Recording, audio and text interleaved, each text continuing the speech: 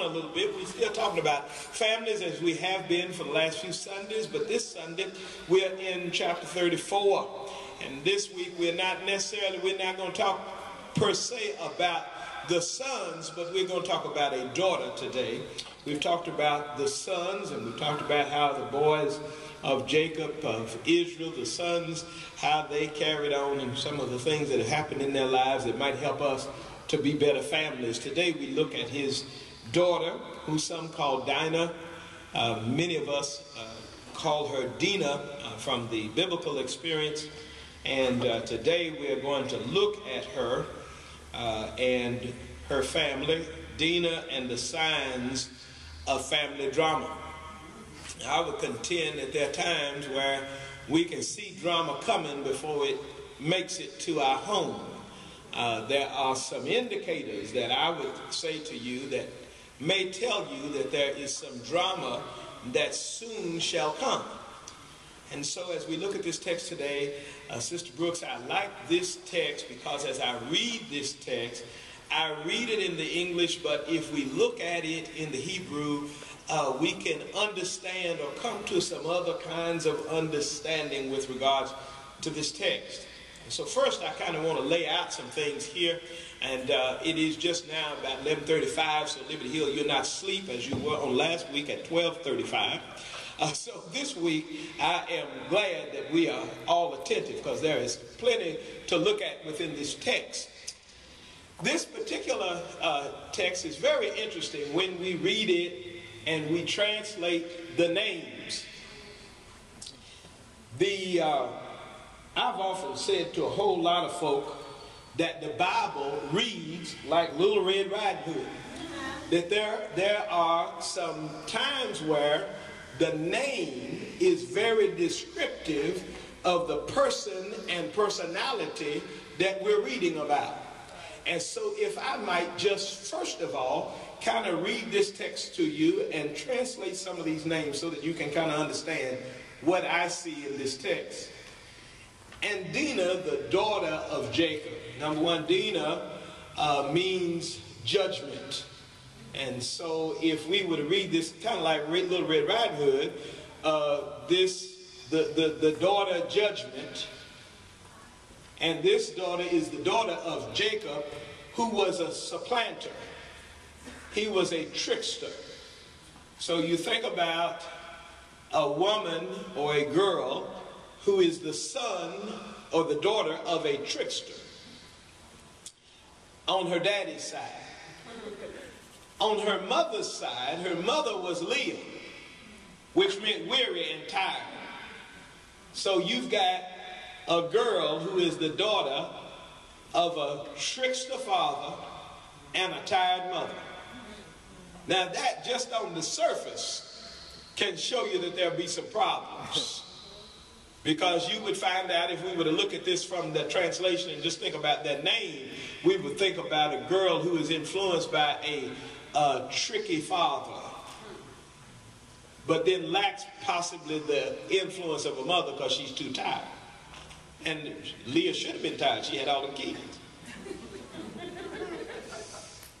And so she's the daughter of a tired woman, possibly a tricky father. And she went out to see the daughters of the land, and when Shechem, which basically means back and shoulders.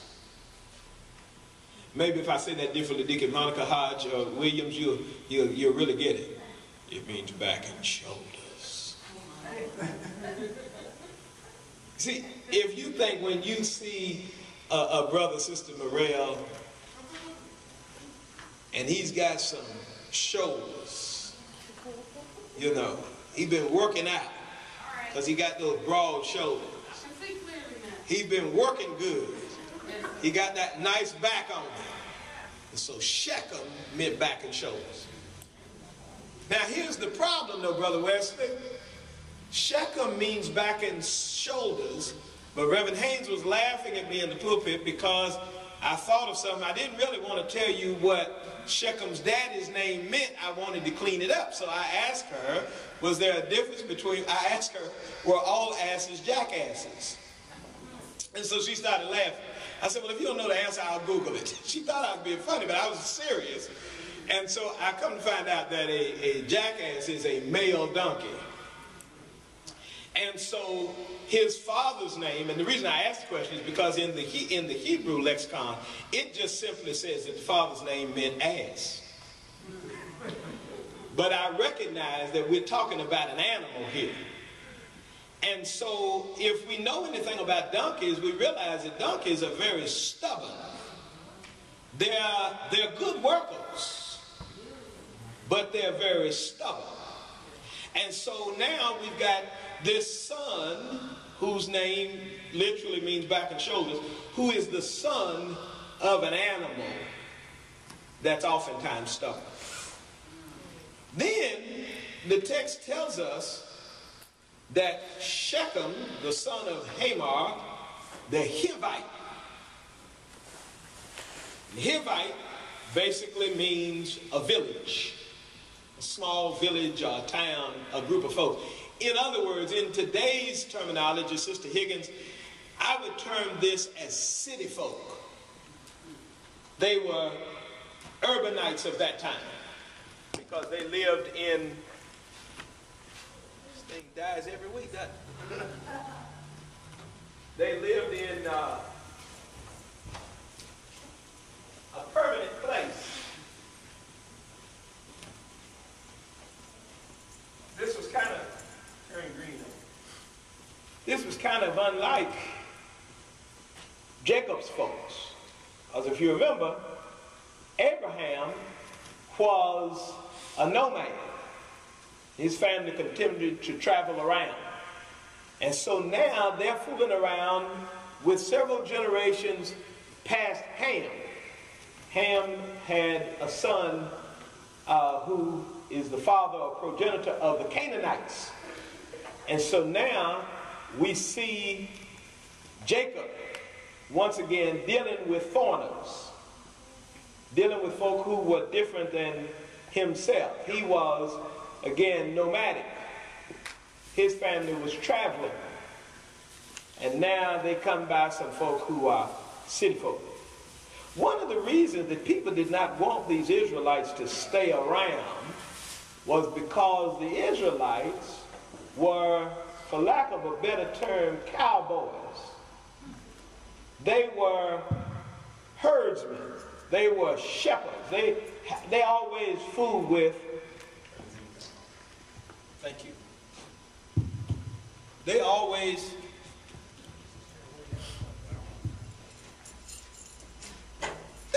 had some animals with them. And they were always dealing with herds and so on and so forth. Well, city folk don't like animals. Animals that we like are domesticated animals. You know, you get a cat, you get a dog, you might have a fish tank. But we don't want anything wild. Ohio just proved that not too long ago when some wild animals were let loose. City folk don't like animals that come outside of the zoo. The Egyptians didn't like animals because they were farmers. They were agriculturalists. If you know anything about an animal, you recognize that animals, they eat vegetation. So a farmer is always putting up a scarecrow to keep the birds out. A farmer is putting up fences to keep the coyote or whatever else, the gophers and everything else. They want them out. They don't want to lose their vegetation. And so here we find these folk who are very different. I think that as we look at the text, we can begin to see some insight to this family. Just as we think about the meanings of their names, we can see that this is an odd mixture of people. That's my point. Here's an odd mixture. And so what we find is we find the daughter, Dinah, who goes out to see the daughters of the land. Can I put that into perspective for you? She wants to go out and see what's happening. She wants to check out the fashion of the day. She wants to check out the neighbors. and the people who are different than us. She wants to check out some things. And so she goes out. Nonetheless, her name is Judgment. So she goes out, in a sense, to spy out, to judge some things that are in her surroundings. And so I will tell you that if you want to know when drama is headed your way in your family, especially amidst your children, then number one, you ought to recognize that when curiosity leads the way, there is a problem. See, curiosity, although at times is good, discovery amidst small children, they need to discover texture and they need to discover sight and sound, all of those kind of things. But there comes a time, Sister Jackie, where we cannot allow curiosity to lead us on expeditions. Okay, you don't have that yet. What I'm saying to you is that it is important for us to recognize that some things are best left alone. Some things you don't need to know about. I was in a conversation on yesterday, and we were talking about this new thing that people are going out doing. I don't quite understand it. I've seen pictures of it and those kind of things, and I recognize it is some kind of cultural thing. And if I'm talking about you, then so be it. I'm talking about you, but I still love you. But there are people who are now going out and they are smoking on these hookahs. That's what I call it, hookah. And they got this little thing and they smoke it, and the smoke comes out and gets bubbles and stuff is in there, and some kind of flavored something that they smoke, you know. And so, you know, this thing, it comes from the Arabians, you know. It's a Middle Eastern kind of traditional kind of thing. And now they have these bars coming up all over town. As a matter of fact, the other day, just to tell a bit, we were supposed to be going to Micro Center to get some things, and so as we were on the way to Micro Center, we were captured, Brother Danny, by a sign that said crepes, sweet and savory. So, of course, I had turned the car around. That's a French word that I actually like, is crepe. And so as I'm going back, I've noticed that over in the short north, there is a new hookah bar where people go in and they can smoke these things. And there's one on High Street as I was coming out of the furniture store. There's one across the street on High Street. And so you're seeing these things pop up where people go off to smoke this stuff that is coming from the Middle Easterners. Now, I've never tried it. I've never done it. But I would be concerned because, Deacon Arnett Hodge, I tell you, if I'm going to get cancer, I think I'd try to go ahead and get it from Philip and Morris, some folk here in the United States, because I don't think I want any Arabian cancer. I don't even know how to get to Arabia to get a cure for it, if I should happen to get it. And so therefore, I wouldn't want to try it. But my point is, we are so quick sometimes to try things that we know absolutely nothing about. We're so quick to embrace those things that are very, very new experiences that could be harmful for us, but our curiosity causes us to try it. Curiosity can be a problem, just like I've said to us any number of times. One of the most dangerous words in the child's vocabulary is that of "I'm bored." Your child should not be bored. And when they get bored, you need to find something that is constructive to make certain that they are not bored. Because when they become bored, then they move into an element of curiosity. And curiosity is the reason that you ended up with aluminum foil in your microwave. Curiosity can allow a person's mind to begin to explore things that they should not. It causes people to do things outside of their season and outside of the time that God has given them. We have to be careful allowing a curious mind to be unchecked. You say, well, how did we become educated without curiosity? There's some things that we need not know. One of the things that we often talk about is we've talked about dietary laws in the Bible. One of the things I know that you know that's a dietary law in the Levitical law, there was a prohibition in terms of eating pork. And so one day I was talking to Dr. Aroni. He and I were having lunch. It was a friend of mine who's a Hebrew professor. Dr. Aroni was talking about this animal that's called a barbarossa. And this little animal is kind of like a hog. And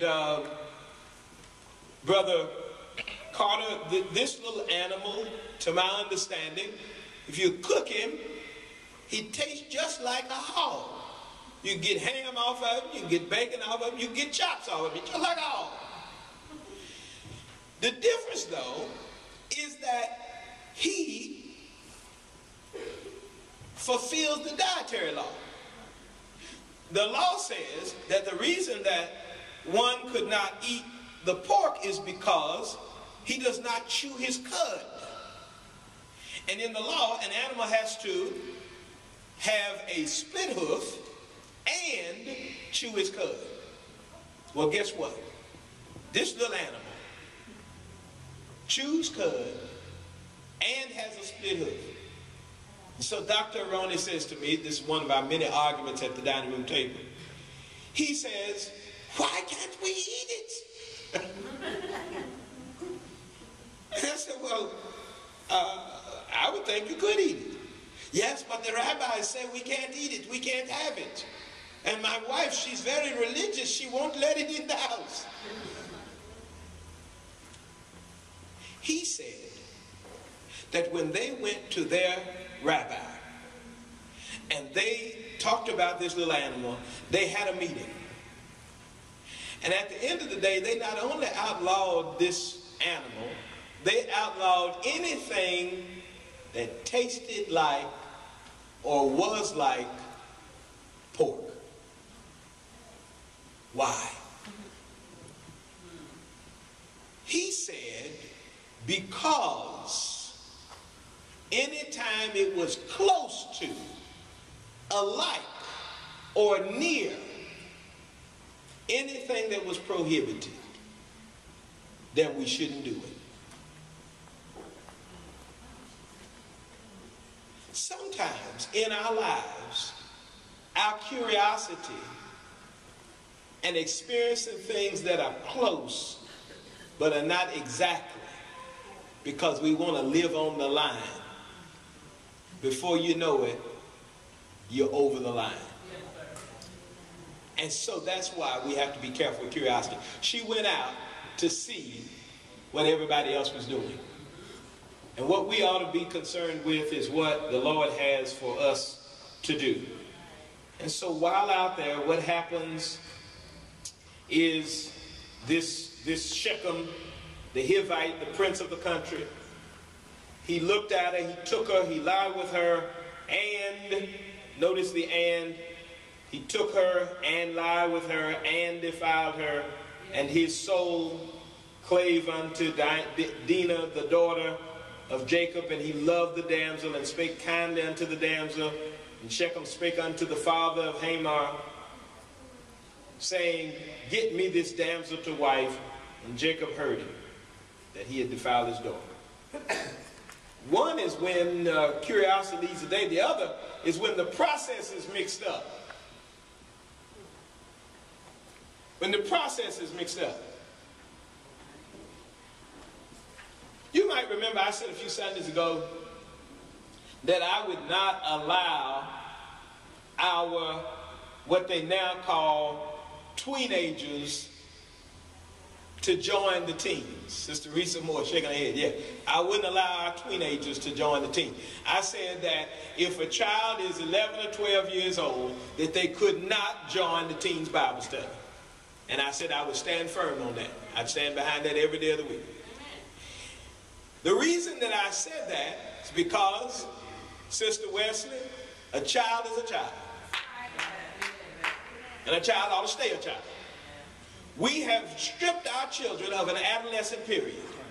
They've gone from babies to grown folks. And we're taking them through the process too fast. And sometimes when you get the process mixed up, it causes drama at your house. The reason that you're fighting with those babies is because you've allowed the babies to think they're grown. And so our process has gotten mixed up.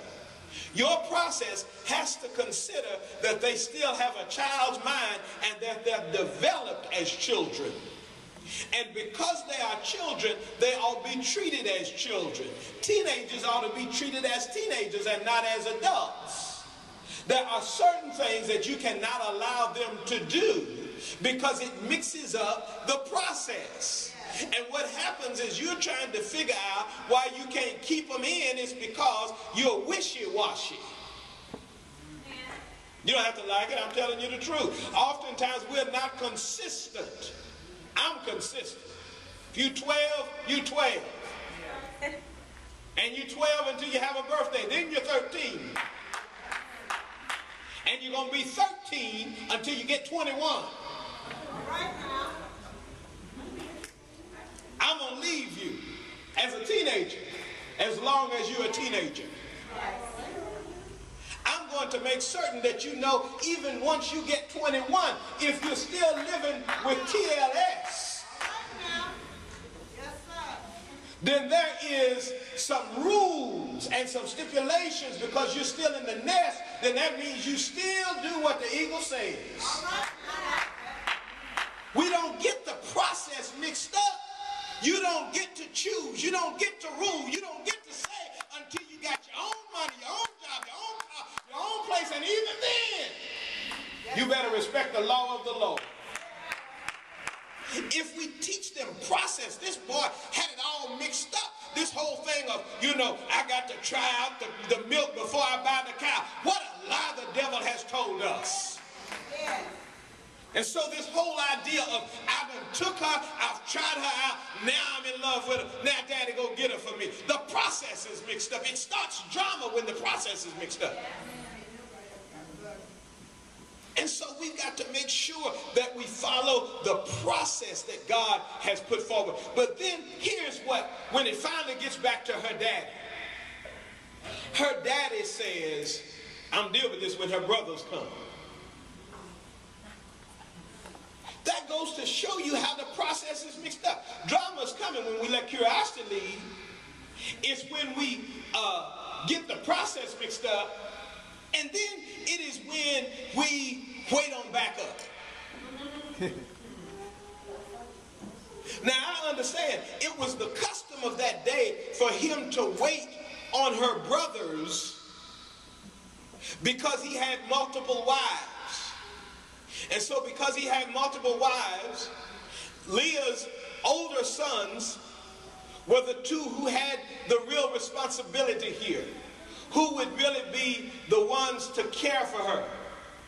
Sister Littlefield, interestingly enough, this may seem odd to some of us. We might turn our face up at this particular custom and say, that's a shame. He had more than one wife. That's a shame. He waited for his sons to come and take care of the situation. But let me tell you, just as dad was missing then, dad is missing now in 2012. Just as there were multiple families and things going on then, there's the same kinds of things going on now. There are brothers having to take care of their sisters because daddy is not at home. There are children who are having to bond with their siblings because the parents are not there. There are kids who are having to raise themselves because we've become so selfish in our thinking that we're doing something else. And so he says, I got to wait on back up. Some of us have adopted the culture by way of waiting on backup because you don't feel like you have the authority. And so that pause button I talked about last week, yes, in fact, there are times when God hits the pause button in our lives and tells us maybe and we need to wait. But unfortunately, Reverend Haynes, there are times when we push the pause button, and more often than not, we're the ones pushing the pause button in our lives. We're the ones waiting because we're waiting on backup. We're the ones waiting because we don't realize that we actually have some authority in our lives. Drama comes when you don't recognize that the Holy Spirit is in you. Drama comes when you don't recognize that God has empowered you to be the head and not the tail. Drama comes when you don't recognize that you don't have to be sick because by his stripes you've been healed. Drama comes when we don't realize that we don't live by the law of death. But I'm so glad that he died and that the wages of God, the gift of God is eternal life. The wages of sin is death. We don't have to accept those wages anymore. We can turn in our resignation and tell the demons and devil that I don't work for you no more. But I've got a new life and I've got a new house, and the Lord has created for me a life that is glorious and wonderful with joy and peace and love because I've been empowered. Jesus died on the cross of Calvary that I might have power, that I might have life and have it forevermore. Don't you get it twisted. Don't you get it mixed up. Don't you go off exploring something different. I know sometimes folks say, well, I don't understand. Pastor don't want you to go visit a whole bunch of churches and want you to Liberty Hill every Sunday. You know why? Because sometimes we get all twisted up, Sister Magwood, out there at some crazy folk church, jumping around and not really looking at the Word of God. We've got to get on the ball and say, I'm not curious about this and that. All I need to know is what the Word of God says. And then I need to follow the process that he has given. I've stood up, and now that I've stood up, now I'm going to stand up for the Lord, and I'm going to walk forward in prayer and righteousness. My life is different. I don't need any backup. I'm glad that the saints are praying for me, and I'm glad that the prayers of the righteous availeth much. But I also know that the veil has been rent. The veil has been torn. I don't have to send anybody into the Holy of Holies for me. I don't have to send anybody, Sister Wynn, to talk to God for me. I can talk to God for me because the relationship is personal. It is real. It is a relationship whereby I don't have to wait on man's backup. Got a problem with the kids? Hey, talk to God about it. Got a problem at job? Talk to God about it. Got a problem at home? Talk to the Lord about it. You are empowered. You do not have to wait on anybody to come. You can take your pause button and push play. All right now. And recognize that God has called you to go, to teach, but it starts in your home. How can you teach those out there if you haven't been at home doing the work you need to do? I'm going to say this one last thing. And I'm so glad that y'all all at home. And if you're not at home, if you're visiting today, you're visiting for a reason. So I guess you're making this home today. But I'm just going to say something. I wouldn't say it in anybody else's church other than this one. People talk about me all the time. Some good, some bad. But one of the things that they often say is they say, I need to take a vacation. He needs to take a vacation. Everybody else's pastor takes a vacation. I'm going to say this. I've said it to many pastors, and I'll say it to you. There are 52 weeks in a year. There are 52 Sundays in the year. Do you know that this church has never had a problem when I left on Sunday night and came back on Sunday morning? I went on vacation. Sister Morel, I took Sunday evening, Monday, Tuesday, Wednesday, Thursday, Friday, and Saturday. And Sunday I came back. The reason that I came back is because I don't want your siblings raising you. All right. All right. The reason I came back is because God gave me charge to be here. That's right. And as long as he gives me charge to be here and there's breath in my body, I'm going to try to be here as much as I can. I can't understand how I could leave here where, number one, the folk pay me good. I appreciate y'all. I ain't missed a meal. Number two, where I love y'all and y'all love me. So why would I go out doing revivals at everybody else's church and leave home undone? So that I can be, I'm just going to name it like it is. Can I name it like it is, Brother Trace Turner? So that I can be greedy and take $1,000 from this church over here, doing their revival over in New York. Then I'll fly over to California and do their revival over here. And then I'll preach over in Virginia the next week. And I'm never home to preach at this church. Now, Aunt Jackie's not new. It didn't come from me. Some of you know I served with Billy Graham Crusade for 2 years. One thing's that Dr. Graham, pastor of the church. And one day he realized that the work that God was calling him to in evangelism got in the way of the work of a pastor. And so he stopped pastoring and did the work that God had called him to. When it's time for me to leave here, I'll leave here. But as long as it's time for me to stay, my boss don't give vacations. All right?